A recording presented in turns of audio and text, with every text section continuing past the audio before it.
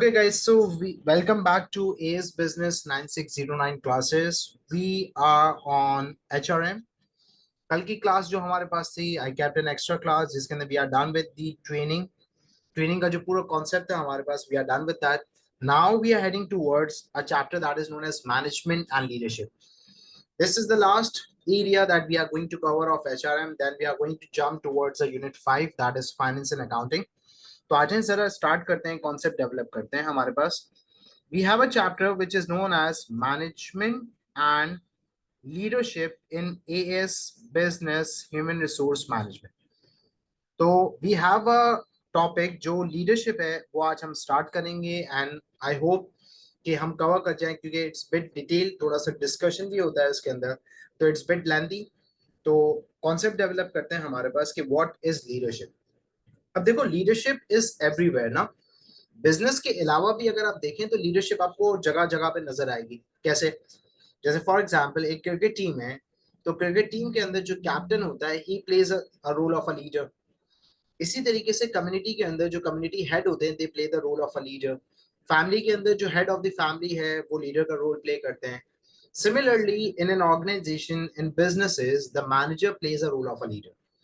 तो हमारे पास सबसे पहली चीज that you need to understand कि हमारे पास जो टॉपिक है लीडरशिप का, leadership is a role that you need to understand.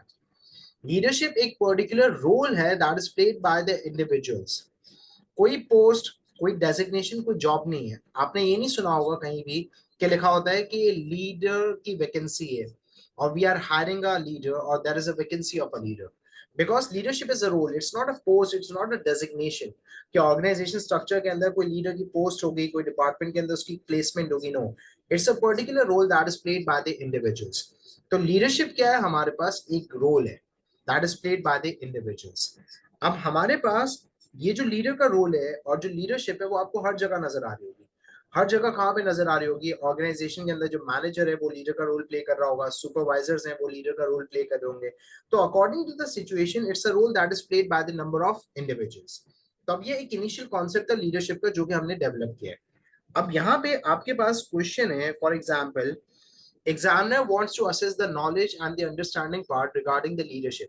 तो आपसे क्वेश्चन 2 मार्क्स का पेपर 1 के अंदर सेक्शन ए के अंदर एग्जामिनर पूछ सकता है that is define the term business leadership. और क्वेश्चन आपके पास आता है 2 मार्क्स का जिसके अंदर you have to write down the sound high quality definition in order to get the full marks. तो how you are going to define the term leadership? Leadership is an art. Leadership is known as an ability, or leadership is known as a quality of an individual to motivate, to convince, to influence others towards desired goals and objectives. Now, what is this? This is known as a sound definition, जो कि complete concept or complete understanding of the term leadership show करता है of the candidate towards a particular examiner. अब यहाँ पे एक चीज को समझिएगा हमारे पास that it is very important कि यहाँ पे सर आपने multiple words लिखे हैं, art, ability, quality, motivate, convince, influence. ये क्या है basically? These are known as the keywords. और ये keywords का definition में होना बहुत लाजमी है. अब जैसे फॉर एग्जाम्पल पहले भी इस चीज को मैंने यहाँ पे इन्फोर्स किया था, यहाँ पे दोबारा से इस चीज को मैं री इन्फोर्स कर रहा हूँ कि एक बच्चा है वो डेफिनेशन लिखता है. मैं 2 डेफिनेशंस आपके सामने पढ़ूंगा, आप लोग मुझे बताइएगा कौन सी डेफिनेशन ज्यादा एप्रोप्रिएट है. क्वेश्चन आता है define the term entrepreneur. Entrepreneur is an individual who combines the resources, takes a risk to start and to manage the business. एक डेफिनेशन ये. दूसरी डेफिनेशन है entrepreneur is an individual who combines the factors of production and takes a financial risk to start and to control और to manage the business. अब दोनों definition के अंदर हमारे पास कॉन्सेप्ट पूरा वही है. वो डिफाइन कर रहा है एंटरप्रेन्योर कौन होता है, लेकिन जो फर्स्ट वाली डेफिनेशन है उसके अंदर फैक्टर्स ऑफ प्रोडक्शन की जगह द पर्सन और the candidate is using resources. We know कि factors of production are resources, land labour capital resources हैं जो कि रिक्वायर्ड होती है to set up the business, but the more appropriate की term is factors of production. The examiner is assessing the knowledge part कि how much you are aware with the key terms and how appropriate key terms you know.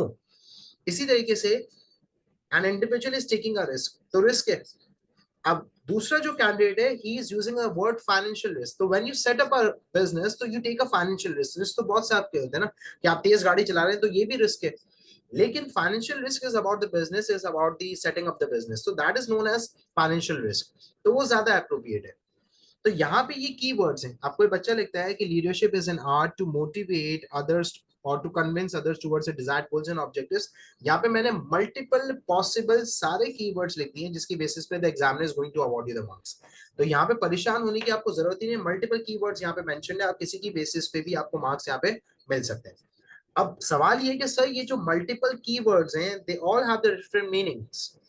Why is that so? आपने different meanings क्यों रखे हैं? आज वो concept develop करता हूँ. आज भी डिस्कस ना कि डिस्कशन बहुत है, तो डिस्कशन इस टॉपिक के अंदर बड़ा अच्छा भी है, मजा भी आता है करने में. सुनिएगा, मोटिवेशन क्या है? Motivation is a particular driving force ना जिसकी वजह से आप काम कर रहे हैं. अब फॉर एग्जांपल भाई मेरी मोटिवेशन है कि मैं सुबह उठ के जा रहा हूँ कॉलेज के अंदर, तो मेरी जॉब है, मुझे जाना है, मुझे सैलरी मिल रही है. मोटिवेशन है, ड्राइविंग फोर्स है, दैट मेक्स मी अप. ठीक है, और मैं ड्राइव करके तैयार होकर वहां पे जाता हूँ. अब एग्जाम्पल लेते हैं, हम एक गली के अंदर जाते हैं, वहां पे some boys are playing cricket. ठीक है, some kids are playing cricket. हम उसमें से बुलाते हैं, भाई क्रिकेट क्यों खेल लो?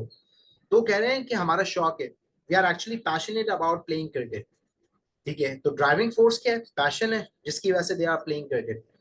थोड़ा सा आगे जाते हैं, कुछ बॉयज हैं बड़े एज के, ठीक है 16-17 ईयर्स के, वो क्रिकेट खेल रहे हैं. तो हम उनसे पूछते हैं why are you playing cricket? तो क्या यार क्रिकेट के अंदर जब ग्रो हो जाते हैं तो क्रिकेट के अंदर फेम पैसा बहुत है. तो अब दोनों ग्रुप्स जो हैं उनको अगर देखा जाए तो दोनों मोटिवेटेड है, लेकिन दोनों की जो ड्राइविंग फोर्स है और मोटिवेटिंग फैक्टर है वो डिफरेंट है. एक वहां पे जो ग्रुप है they are actually passionate about playing cricket, that's why they are playing cricket, तो हम उनको भी मोटिवेटेड कहेंगे. और जो दूसरा ग्रुप है they are actually motivated by the reward, status, fame, financial reward, money, वो भी ड्राइविंग फोर्स उनकी है, वो भी मोटिवेटेड है. तो दोनों मोटिवेटेड है, लेकिन दोनों की ड्राइविंग फोर्स क्या है? डिफरेंट है. तो यहाँ पे भी ये है कि लीडरशिप के रिलेटेड भी multiple theories and multiple backgrounds हैं. कुछ थ्योरीज कहती हैं हमारे पास कि leaders are born with the right traits and qualities to lead others, they are known as the born leaders. हमने अक्सर भी सुना होगा ना, बॉर्न लीडरशिप का एक कॉन्सेप्ट है. तो बॉर्न लीडरशिप का कॉन्सेप्ट क्या? एक थ्योरी है हमारे पास कि कुछ लोग कहते हैं कि leaders are born with the right qualities and the traits and they are known as born leaders, they are actually born to lead. कुछ थ्योरीज कहती है नहीं, इंसान पैदा नहीं होता, हालात, situation and circumstances makes an individual an effective leader. When a particular person goes through a situation and the circumstances, at that point they become a leader. अब कुछ थ्योरीज ये कहती हैं कि हालात भी नहीं, ना इंसान पैदा होता है एज अ लीडर, ना हालात उसे लीडर बनाते हैं. It's a simple adoption of some qualities and traits and you are going to be a leader. तो अगर एक बंदा जिसको लीडर बनना है वो कुछ क्वालिटीज सीख ले, कुछ स्किल सीख ले, he is going to be a leader. तो तीनों की बातें, और तीनों की बातें सही है. थ्योरीज में कभी भी कॉन्फ्लिक्ट होता है हमारे पास, लेकिन थ्योरीज होती सही है because they are based on the deep analysis, research and all. तो तीनों की बात सही है. तो आर्ट है, एबिलिटी है, क्वालिटी है, तीनों की बात सही है. अब यहाँ पे लिखा हुआ है to motivate, to convince and to influence. आज इसको थोड़ा सा डिस्कस करते हैं. Number one, to motivate. Number two, to influence. Number three, that is to convince. अब before discussing these points we need to understand कि लीडरशिप की जरूरत क्या है. Why leadership is important in the business? To get things done. The ultimate goal and the ultimate objective of leadership is to get things done. काम करवाना है. अब काम किसी भी तरीके से करवाएं, पैसे दे के काम करवा लें, डरा धमका के काम करवा लें, उन्हें मोटिवेट कन्विंस करके काम करवा लें, इट डिपेंड्स. तो यहाँ पे the ultimate objective of an organisation is to get things done by the workers. अब आप लीडरशिप के अंदर कोई भी चीज यूज करें, फॉर एग्जाम्पल अगर आप यहाँ पे कन्विंस को यूज कर रहे हैं तो इसका मतलब क्या है कि यहाँ पे बात हो रही है पावर की. Why the subordinates are working and accepting the orders and commands of the manager? Because the manager has the power, authority of the position. अगर सबऑर्डिनेट्स उसकी बात नहीं मानेंगे तो now the manager is going to use his power and the authority, और वो उनको निकाल सकता है, डिसमिस कर सकता है. तो ये हो गई पावर हमारे पास, कन्विंस. इसी तरीके से इन्फ्लुएंस. नाउ इन्फ्लुएंस हमारे पास क्या हो गया, इन्फ्लुएंस का मतलब हो गया हमारे पास, जेन जी आजकल कहती है ऑरा. ठीक है, सॉर्ट ऑफ वर्ड हमारे पास है ना, इंस्टा के aura. It is known as charismatic leadership. Charisma, the charm of the leader, the personality, the influential personality. तो कुछ लोग होते हैं वो अपनी पर्सनालिटी को यूज करते हैं, अपने कैरिज्मा को यूज करते हैं टू गेट थिंग्स डन. लोग उनकी बात नहीं टालते, लोग उनके इन्फ्लुएंस में होते हैं. वो जैसे कहते हैं वैसा हो जाता है. जैसे नहीं, भाई ने बोला करने का तो करने का, that's it. That is known as the influence, charisma. और मोटिवेट करने का मतलब क्या है कि यहाँ पे you are actually encouraging someone to do thing. लेकिन जब आप लोगों को इंकरेज करते हैं, and when you are encouraging the people, तो you need to show them a vision. जैसे फॉर एग्जाम्पल मैं बच्चों को कहता हूँ पढ़ लो सर, पढ़ के क्या होगा, पढ़ने के बाद अच्छा रिजल्ट आएगा ओ लेवल्स में. अच्छा, ओ लेवल्स के अच्छे रिजल्ट से क्या होगा? मैंने कहा कॉलेज अच्छा मिलेगा, अच्छी स्कॉलरशिप मिलेगी. बोले उससे क्या होगा? मैंने बोला अच्छी कॉलेज से एडमिशन अच्छी यूनिवर्सिटी में होगा. बोले उससे क्या होगा? अच्छी यूनिवर्सिटी से अच्छी नौकरी मिलेगी. अच्छी नौकरी मिलेगी तो अच्छी छोकरी मिलेगी. आप बच्चा लॉन्ग टर्म विजन. तो यहाँ पे आप मोटिवेट कर रहे हैं, तो जब भी आप किसी को मोटिवेट करेंगे तो you need to encourage them, you need to show them a right path. तो यहाँ पे कुछ लोग मोटिवेट करके, कुछ लोग इन्फ्लुएंस करके, और कुछ लोग कन्विंस करके काम करवा लेते हैं, because the ultimate objective is to get things done. So this is the core and the basic concept of the leadership in the business. Now we need to discuss the leadership positions in an organizational structure. अब जो organisation structure है जिसमें सारे board of directors, managers और structure of the business होता है, उसके अंदर कौन कौन सी पोजीशंस हैं जहां पे लीडरशिप का रोल आपको नजर आएगा, या कौन कौन सी इंडिविजुअल्स हैं जो लीडर का रोल प्ले करेंगे. तो सबसे पहले हमारे पास leadership role is played by the CEO. CEO is known as the chief executive officer, और ये जो चीफ एग्जीक्यूटिव ऑफिसर है बेसिकली ही leads the board of directors. तो जितने भी डिपार्टमेंटल एचआर, फाइनेंस डायरेक्टर्स हैं, मार्केटिंग डायरेक्टर्स हैं, ऑपरेशन डायरेक्टर्स हैं, उनको लीड कराया जाता है बाय सीईओ. तो CEO is one of the person जो कि बोर्ड ऑफ डायरेक्टर्स का ही पार्ट है, लेकिन he is considered as the leader of the board of directors. Second position है हमारे पास मैनेजर. अब मैनेजर हमारे पास याद रखिएगा, there are two different types of manager. One is known as the functional manager. Now, sir, who is known as the functional manager? Functional manager is known as the HOD, head of department. Marketing manager, finance manager, operation manager, HR manager. तो हमारे पास ये जो 4 different departments, 4 different functions होते हैं in the business, उनके जो managers हैं, they are known as the head of departments and they are known as the functional managers. तो they also play the role of a leader. क्योंकि जो HR department है उसके अंदर जो HR एम्प्लॉयज होंगे, training officer, recruitment head, performance appraiser, ये जितने भी सबऑर्डिनेट्स हैं उनको लीड किया जाएगा बाय द डिपार्टमेंटल हेड्स. तो this is known as one of the position जहां पे आपको लीडरशिप नजर आ रही होगी. सेकंड, हमारे पास जो मैनेजर्स होते हैं they are known as the project manager. कुछ बिजनेसेस होते हैं they work on the different projects at a time. जैसे फॉर एग्जांपल सॉफ्टवेयर कंपनीज होती हैं, तो they develop the software for the multiple businesses at a time. एक यहाँ पे प्रोजेक्ट चल रहा है, यहाँ पे let's suppose take an example of the construction. तो ये जितने भी कंस्ट्रक्शन बिजनेसेस होते हैं they are involve in the multiple projects at a time. एक यहाँ पे लोकेशन पे, एक वहां पे लोकेशन पे. तो they assign the different teams. वो क्या करते हैं, असाइन कर देते हैं, एक team A, team B, team C, team D. तो वो जो particular different projects at a time run हो रहे हैं, वहां पे different employees are working, so they are going to appoint one person as a manager to look after the project. वो responsible है for the completion, to maintain the quality standards और overall workers को lead करने के लिए वहां पे. तो these individuals are known as the project manager. Third हमारे पास है द सुपरवाइजर. और जो सुपरवाइजर होते हैं वो हमारे पास यूजुअली सुपरवाइजर कहां पर होते हैं, प्रोडक्शन लाइंस में। अब सर ये जो प्रोडक्शन लाइंस होती हैं इसके अंदर हमारे पास सुपरवाइजर्स होते हैं कि प्रोडक्शन फैक्ट्री के अंदर जो सुपरवाइजर होते हैं they look after the production workers, उन्हें गाइडेंस प्रोवाइड कर रहे होते हैं अपनी एक्सपीरियंस एंड अपनी नॉलेज की बेसिस पे, उन्हें वहां पे कमांड्स एंड ऑर्डर्स पास कर रहे होते हैं। तो सर मैनेजर और सुपरवाइजर के बीच में तो ऐसा कोई डिफरेंस नहीं है। एज सच मैनेजर भी सुपरवाइजरी रोल के अंदर इन्वॉल्व होते हैं और सुपरवाइजर तो सुपरवाइजरी रोल ही कर रहा होता है, they look after the performance and the two provide the guidance. लेकिन the only difference between the manager and the supervisor is decision making. Manager has the power to take the decision, supervisor does not have the power to take the decision. Supervisor follows the decision of the manager, वो implement करवा रहा है, simple manager ने decision दिया, supervisor implement करवाएगा, क्योंकि supervisor के पास power नहीं है कि वो डिसीजन ले सके, he is not the authorised person to take the decision. So the only difference between the manager and the supervisor is decision making. और लास्ट हमारे पास है that is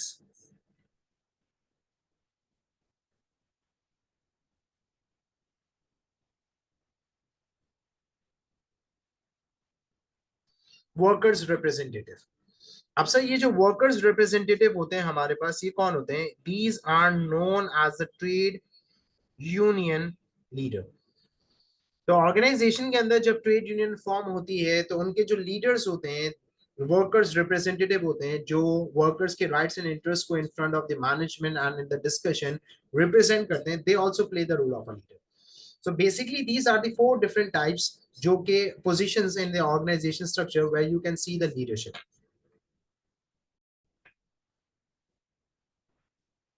Now we are heading towards styles of leadership or management. Leadership styles और management हमारे पास एक particular concept है जो कि यहाँ पे आपको नजर आ रहा है। अब सर स्टाइल्स ऑफ लीडरशिप और स्टाइल्स ऑफ मैनेजमेंट सेम है, yes. Examiner made a change in 2023, तो सिलेबस में कुछ चेंजेस आए थे, तो वहां पे styles of leadership styles of management same है। तो अगर स्टाइल्स ऑफ मैनेजमेंट की बात हो तो भी सेम है, और styles of leadership both are the same thing, वहां पे कंफ्यूज नहीं होना है आपको ड्यूरिंग एन एग्जाम। अगर एग्जामिनर स्टाइल्स ऑफ लीडरशिप कहता है या स्टाइल्स ऑफ मैनेजमेंट कहता है, दोनों केसेस के अंदर चीजें क्या है हमारे पास सेम है। अब सर यहाँ पे स्टाइल्स हैं, तो इसका मतलब डिफरेंट स्टाइल्स होंगे ऑफ लीडरशिप, यस। तो manager is going to use different styles according to the situation. क्योंकि यहाँ पे एक चीज सुनना और समझना बहुत जरूरी है कि आपके पास एक अप्रोच होती है which is known as contingency approach. इस कॉन्टिंजेंसी अप्रोच को कहा जाता है हमारे पास situational approach. Now sir what is situational approach? Situational approach का मतलब है it depends, it's not a Panadol solution, it's not a one size fits for all. One size fits for all का मतलब क्या सबको एक चीज चलेगी, ऐसा नहीं है। One size fits for all वाली बात नहीं है, ये पैनाडोल सोल्यूशन नहीं है कि आपको अगर फीवर हो रहा है you are actually taking Panadol, आपको हेडेक हो रहा है आप पैनाडोल ले रहे हैं, तो कैंसर पेशेंट को पैनाडोल नहीं देंगे आप, या हार्ट पेशेंट को आप पैनाडोल नहीं देंगे, उसके लिए वो काम नहीं करेगी। तो अगर इसका मतलब ये है कि for example if you are using a style of leadership in a scenario, तो इट इज नॉट गारंटीड कि in the next scenario it is going to work effectively. Situation change हो गई है तो you have to adopt the right style of leadership. तो that's why there are different styles of leadership, क्योंकि situation organization में हमेशा same नहीं होती। When you are in the emergency situation, crisis situation, so you need to use different style, and when you have enough time to take the decision, so now you are going to use the different style। तभी तो कहा जाता है कि manager जो होना चाहिए organisation के अंदर, because he is the main character who plays a role of a leader, तो उसे यहाँ पे उसकी पर्सनालिटी वर्सटाइल होनी चाहिए। अगर उसकी पर्सनालिटी वर्सटाइल होगी तभी वो यहाँ पे डिफरेंट स्टाइल्स ऑफ लीडरशिप को अडॉप्ट कर सकेगा according to the situation. Versatility का मतलब है variety. So if a manager does not have the knowledge and does not have the skill to adopt the right style of leadership, the organization cannot succeed. So for the effective leadership, the manager personality should be versatile. तो आज जरा styles of leadership को discuss करते हैं कि how many and different styles of leadership according to the suitability. क्योंकि हमने situation की बात करी है, तो वी नीड टू अंडरस्टैंड कि कब कौन सा स्टाइल ऑफ लीडरशिप सूटेबल होगा। तो सबसे पहला जो स्टाइल ऑफ लीडरशिप है हमारे पास, it is known as autocratic और it is known as authoritarian style of leadership. It is a name which is known as autocratic or the authoritarian style of leadership. Now, what is autocratic leadership? Let's suppose, take an example, हमारे पास the manager who is in the position of a leadership. The manager leadership position पे, manager is leading the employees. Now, in autocratic leadership, manager uses an approach which is known as tell approach. Telling someone. Tell का मतलब होता है हमारे पास ये एक ऐसी अप्रोच है जिसके अंदर टेल कह रहे हैं, बता रहे हैं ये करना है. When you tell someone and when you ask someone, it's a difference. When you tell someone कि ये काम करना है, तो इसका मतलब क्या है कि you are actually passing the orders, या फिर आप यहाँ पे you are actually giving the commands. So in autocratic leadership, the manager uses the tell approach in which the manager passes orders and commands to the employees and employees accept the orders and commands. उन्हें यहाँ पे सब कुछ बताया जाता है, मतलब they do not have a right to provide the feedback. उनके पास कोई भी राइट नहीं है कि वो यहाँ पे फीडबैक प्रोवाइड करें. तो in autocratic leadership, manager passes orders and commands to the employees and employees accept all the orders and commands without any feedback. तो sir in orders and commands के अंदर क्या बताया जाता है? इन्हें बताया जाता है कि आपको क्या काम करना है, that is what to do. और इन्हें ये भी बताया जाता है आपको हाउ टू डू, मतलब what to do, how to do, when to do. All the clear actions and directions will be provided by the manager when the manager uses the autocratic leadership.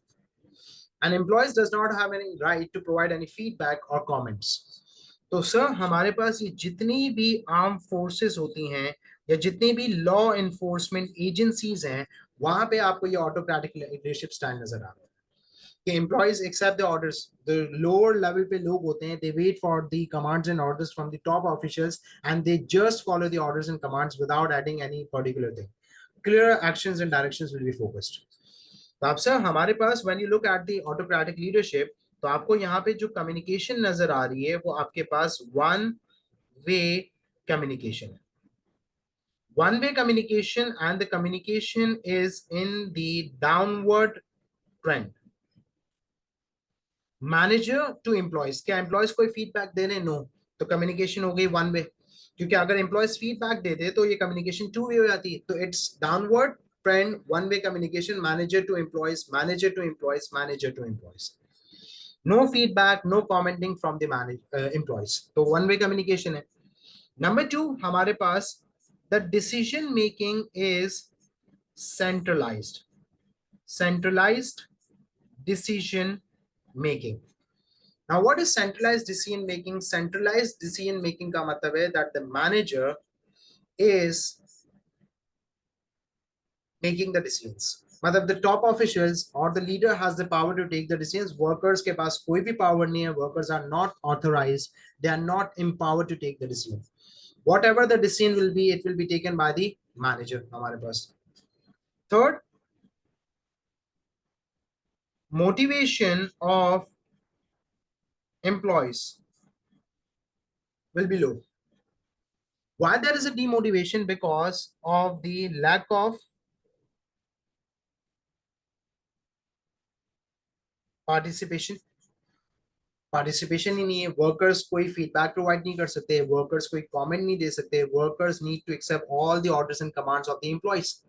तो इसकी वजह से यहाँ पे we need to understand कि जो employees होते हैं हमारे पास, वो डीमोटिवेट हो जाते हैं because of the lack of participation and the lack of involvement, because all the actions and directions will be followed by the employees. तो by looking at the autocratic leadership, बच्चा ये समझता है कि सबसे जो फजूल लीडरशिप स्टाइल है ना वो ऑटोक्रेटिक है. वर्कर्स भी डिमोटिवेट हो रहे हैं, डिसीजन मेकिंग भी सेंट्रलाइज्ड है, कम्युनिकेशन भी वन वे हो रही है. But it has the suitability. You need to understand कि अगर स्टाइल ऑफ लीडरशिप एग्जिस्ट करता है तो उसकी कोई ना कोई सूटेबिलिटी तो होगी. और सूटेबिलिटी यहाँ पे ये है ऑटोक्रेटिक लीडरशिप के अंदर कि जब ऑर्गेनाइजेशन के अंदर when there is emergency situation या फिर क्राइसिस मैनेजमेंट है और हमारे पास रिस्क बहुत ज्यादा है, तो autocratic leadership is suitable because clear actions and directions will be provided. Workers को के साथ हम डिस्कस करेंगे तो we do not have the enough time, we need to make immediate actions and the decisions, तो we do not have the enough time. तो emergency crisis situation के अंदर ऑटोक्रेटिक लीडरशिप इज सूटेबल के top level पे decision लिया गया, implement हो रहा है। Let's suppose that is a fire outbreak, तो हम डिस्कशन करेंगे कूदना कहां से, या we are going to follow the evacuation plan. Obviously the evacuation plan will be followed, crisis है, इमरजेंसी सिचुएशन है, या फिर रिस्क बहुत ज्यादा है, तो आप एम्प्लॉयज को हम एम्पावर नहीं कर सकते, क्योंकि जो टॉप लेवल पे मैनेजर्स हैं, why they are on the top level, because they are skilled, they are qualified, they have more knowledge and skills, so it's better to take the decisions by them। तो अगर वो employees को हम decision लेंगे तो शायद lack of skills की inexperience होने की वजह से they can make the wrong decision and the risk is high. So when the degree of risk is high, so it is better कि डिसीजंस टॉप लेवल पे लिए जाएं। इसी तरीके से हमारे पास when you do not have the enough time, insufficient time to make the decision, this is also one of the situation, या फिर you are actually leading the inexperienced and the immature target audience, कि जो target audience है जिसको आप lead कर रहे हैं वो इनएक्सपीरियंस है, इमेच्योर है, अनस्किल्ड है, they can not take the decision at their own. तो इसकी वजह से you are going to follow the autocratic leadership, क्योंकि उनके पास एक्सपीरियंस नहीं है, they can not take the decision at their own. So this is the suitability of the overall autocratic leadership. Now the second style of leadership, and the second style of leadership is known as democratic style of leadership। अब ये जो word democratic है, अगर आप इसको देखें और समझें, तो वर्ड डेमोक्रेटिक हमारे पास आ रहा है डेमोक्रेसी से। और सर डेमोक्रेसी का मतलब क्या होता है? डेमोक्रेसी का मतलब होता है फ्रीडम। जैसे फॉर एग्जांपल रूलरशिप के अंदर हमारे पास एक तो किंगडम वाला गेम होता है, सऊदी अरब वगैरह किंग लीड करते हैं हमारे पास। बाकी हमारे पास ये जितनी भी कंट्रीज हैं उसके अंदर हमारे पास क्या है? डेमोक्रेसी है। तो डेमोक्रेसी का मतलब क्या? फ्रीडम। सर फ्रीडम टू क्या? Freedom to participate। Now we have the freedom to participate in the elections and we can vote and we can elect our leader। हम चाहते हैं कि ये बंदा रूल करे, ये बंदा लीडर बने या गवर्नमेंट बने। So it's a simple thing. तो डेमोक्रेटिक लीडरशिप इसी अप्रोच पे है कि हमारे पास ऑर्गेनाइजेशन के अंदर जो मैनेजर अगेन लीडरशिप पोजीशन पे है, वो एम्प्लॉयज के साथ यूज करता है एक approach which is known as consultancy approach. कौन सी अप्रोच है? Consultancy approach. When you consult with the people, तो इसका मतलब ये है कि आप उनके साथ डिस्कस कर रहे हैं चीजें। तो in democratic leadership, the manager actually discusses the issues, problems, ideas with the workers and the employees। And in this case, employees यहाँ पे provide करते हैं अपना feedback regarding the issues and problems that are discussed by the manager। And in the feedback, they share their views, and in the feedback, they share their opinions, and in the feedback, they actually discuss and give the feedback regarding the ideas। So whatever the discussion is, the यहाँ पे employees are going to provide the feedback, and when you give the feedback, so it means you have a particular platform to participate। So that's why it is known as democratic leadership। और इससे हमारे पास होता क्या है कि when the organization follows the democratic leadership, तो manager यहाँ पे is encouraging the two way communication। अब टू वे कम्युनिकेशन कैसे है हमारे पास? Manager is going to discuss the issues with the employees are going to provide the feedback. तो two way communication है, और टू वे कम्युनिकेशन है तो डाउनवर्ड ट्रेंड में भी होगी, अपवर्ड ट्रेंड में भी होगी।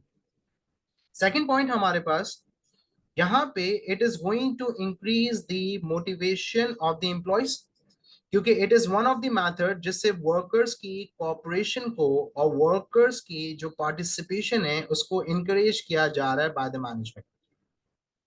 So it is known as one of the method to encourage the workers' cooperation and participation, motivation। Third हमारे पास कि सर डिसीजन मेकिंग क्या है? अब देखो डिसीजन मेकिंग यहाँ पे सेंट्रलाइज तो नहीं है, डिसेंट्रलाइज भी नहीं है, it's on the voting system. Opinion manager की तरफ से भी आ रहा है, एम्प्लॉयज की तरफ से भी आ रहा है। अब जो बेस्ट ओपिनियन होगा फॉर द ऑर्गेनाइजेशन और जो बेस्ट आइडिया होगा दैट विल बी इम्प्लीमेंटेड। तो द आइडिया और the opinion can come from either side, दोनों साइड से आ सकता है, यहाँ से मैनेजर की तरफ से भी आ सकता है, एम्प्लॉयज की तरफ से भी आ सकता है। तो बेसिकली हमारे पास यहाँ पे वोटिंग बेसिस पे the decision will be taken by the management.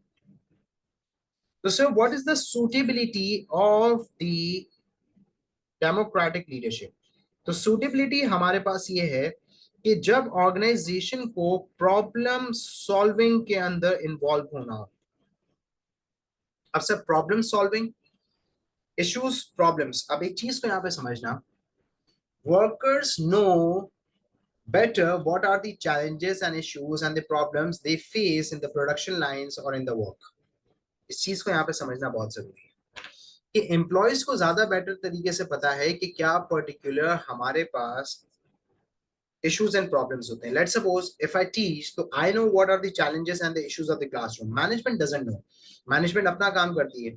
तो अगर कुछ प्रॉब्लम्स हैं तो मैनेजर जब तक मुझसे डिस्कस नहीं करेगी और मैं फीडबैक प्रोवाइड नहीं करूंगा, so how you are going to solve the problem? तो हमारे पास डॉक्टर के पास आप जाते हैं, कंसल्टेंट के पास जाते हैं, तो you use the consultancy approach. Doctor in order to identify, in order to diagnose the disease और in order to cure the disease, वो आपसे पूछता है।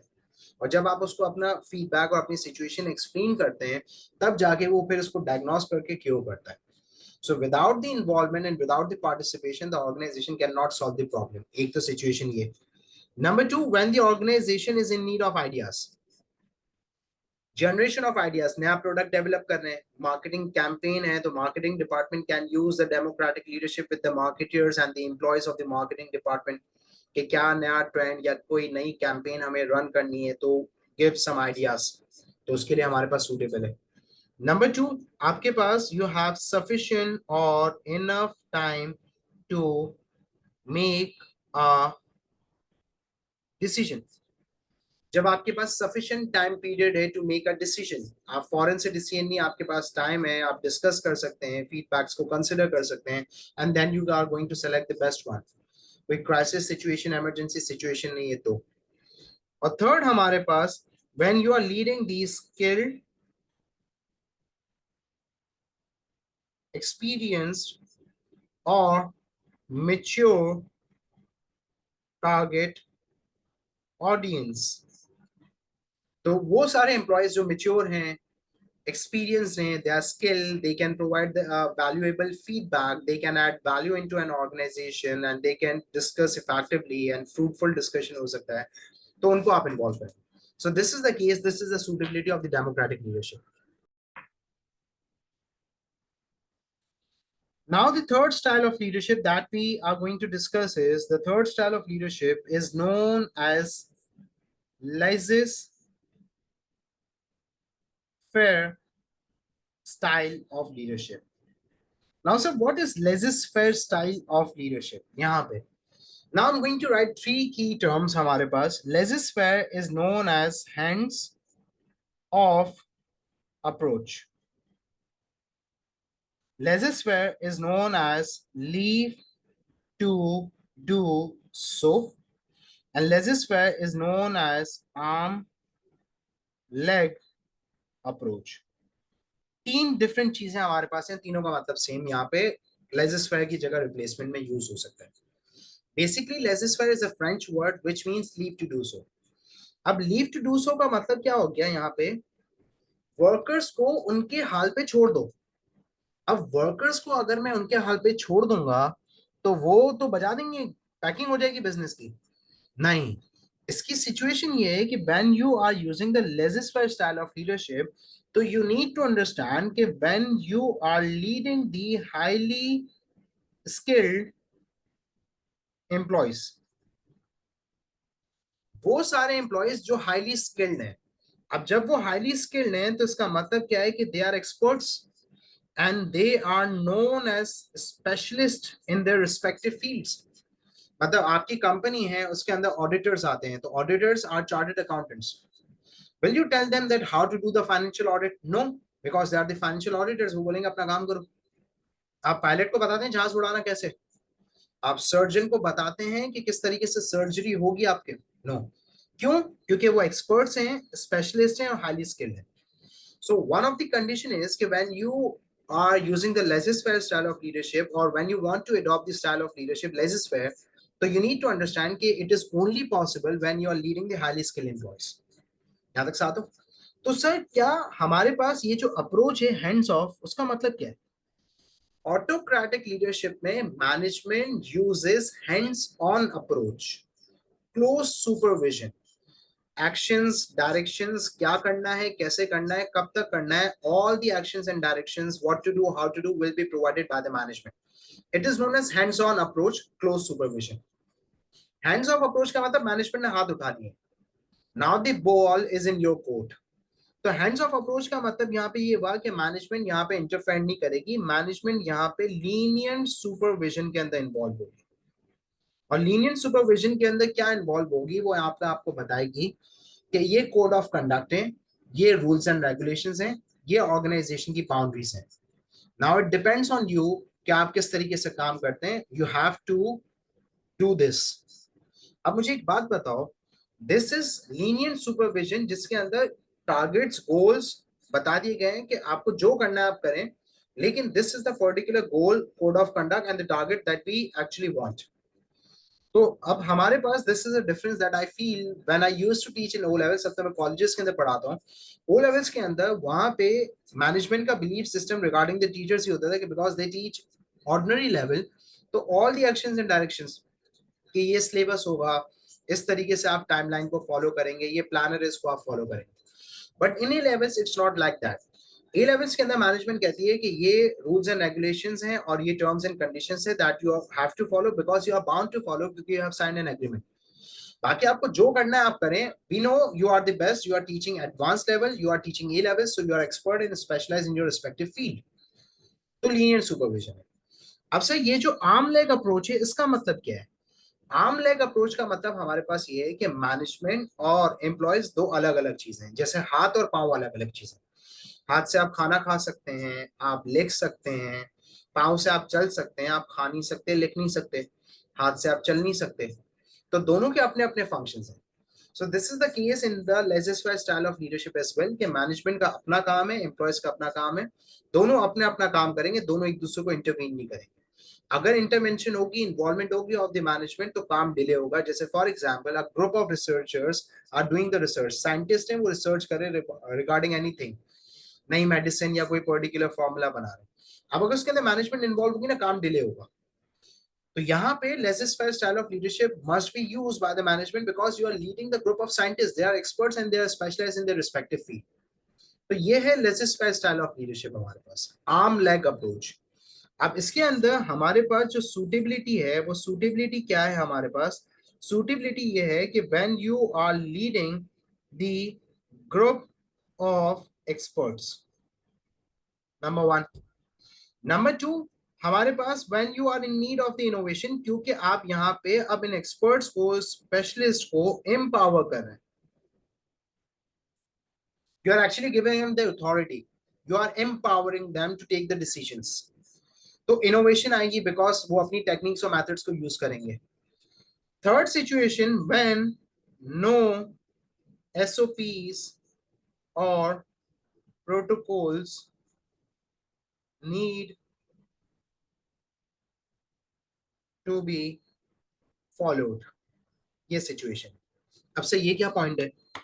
देखो, when you are empowering them and when you are giving them the decisions, so they are going to come up with the innovation, they are going to come up with the new techniques to perform a task. अगर SOPs को, protocols को follow करना है, तो एक standard operating procedure के through operate करना है, तो एक्शंस एंड डायरेक्शंस प्रोवाइड करने पड़ेंगे. एम्पावर कर दिया तो वो अपने तरीके से काम करेंगे क्योंकि उनके पास अथॉरिटी है. तो अगर पेप्सी के अंदर मैं कहता हूं कि वर्कर्स को छोड़ दिया है कि जो करना है पेप्सी के फॉर्मूला के साथ करो, तो कोई नींबू डाल रहा है, कोई लाल मिर्च डाल रहा है, सब अपने. तो नई नई इनोवेशन आ रही है, ड्रिंक्स अलग अलग है, हर बॉटल अलग है.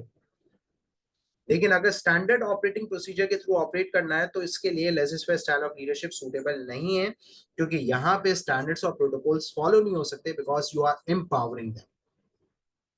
इज इट क्लियर हमारे पास? अब जो रिमेनिंग हमारे पास एक पैटर्निस्टिक स्टाइल ऑफ लीडरशिप है along with the factors influencing the leadership style, and then we have a leadership theory of Douglas McGregor, theory X and theory Y। वो हम नेक्स्ट क्लास के अंदर कंटिन्यू करेंगे। This topic will be continue as we discuss के थोड़ा सा lengthy है, discussion है, तो it will be continue in next class.